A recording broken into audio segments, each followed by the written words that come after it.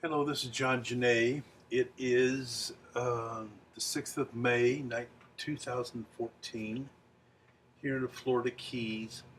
I want to talk about parents who are first notified that their child is autistic, right? Or they believe their child is autistic. I talked to a man the other day.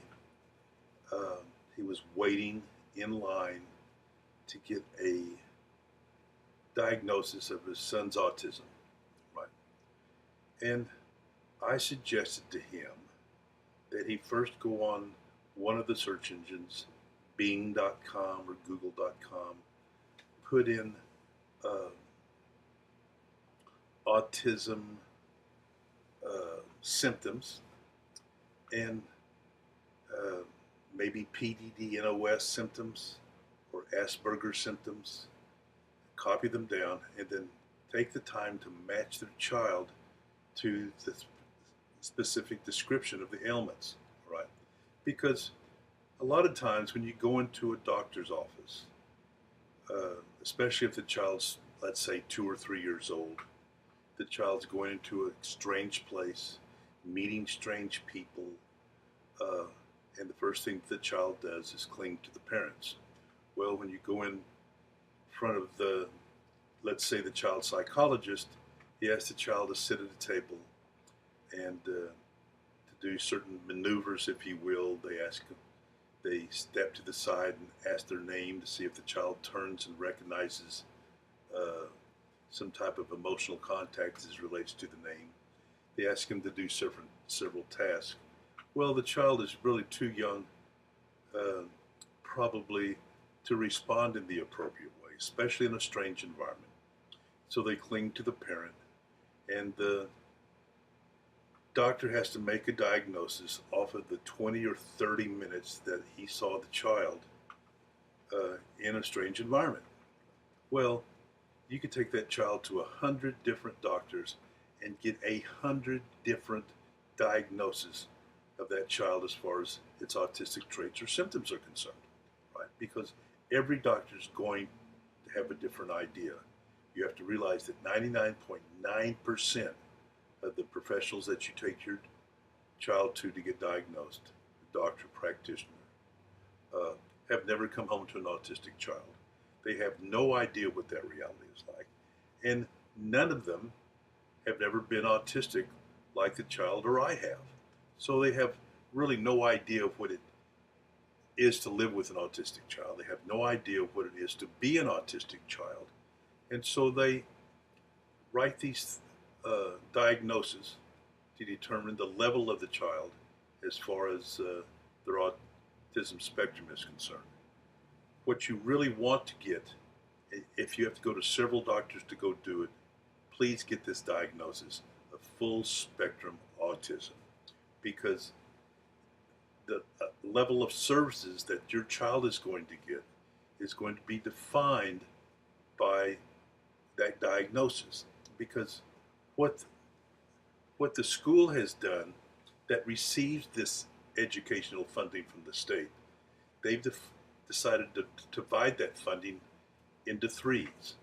Let's take, for example, that you're going to get $30,000 a year to assist in your child's special education. Right. Well, if you have if your child is diagnosed as PDD-NOS, pervasive developmental disorder, which is basically a long term to mean mild autistic, in the school's mind, they're only going to receive 10% of that funding. Why?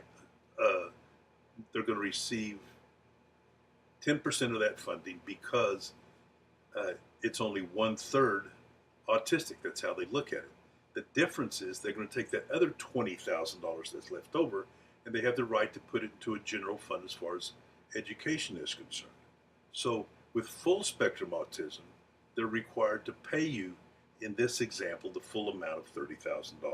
Whatever that state allows that child to have as far as his education for that year is concerned, you will receive the full amount with full spectrum autism. Uh, Asperger's, if he's defined with Asperger's, that's the intellectual side of autism with lack of emotional contact. Uh, that's only worth uh, 1/3 of the amount uh, that child is going to receive, right? Just like the PDNOS is 1/3 instead of 10%. Right? So you have to uh, go to the search engine, get the symptoms that relate to full spectrum autism, write them down, and then match your child to those symptoms, right? Because you're with that child 24/7. You know that child better than any doctor on the planet, right? And you want to be able to walk in with an idea of what that diagnosis should be able to protect your child's ability to be able to receive full funding as far as their autism is concerned. Right? You're not going to receive full funding with the diagnosis of PDD and OS. You're not going to receive full funding with a diagnosis of Asperger's. You'll only receive it with full spectrum uh, autism. Right. So do your due diligence. Go up on the internet, get that description of the symptoms, copy them off, spend some time looking at your child and deciding which symptoms they possess, and then take that to the doctors with you. If the doctor wants to discount your ability to diagnose those symptoms by being aware of your child's presence in the home, then stand up, turn around, say thank you very much. We need to find another doctor, and walk right out of the room. All right, because you need to be able to find a doctor that will work with you instead of against you as far as this process is concerned. If you have problems finding a doctor that will diagnose autism, go back up on Google or Bing, put in your particular state, and put autistic organizations or organizations that represent autism. They're in every state. They will bring it up on the front page. You'll be able to click on that's closest to your own particular town, and give them a call and tell them that you want to have your child diagnosed as far as autism is concerned. Who would they suggest going to? Right. That would be a great place to start. So I hope this has been informative. I hope it's been helpful.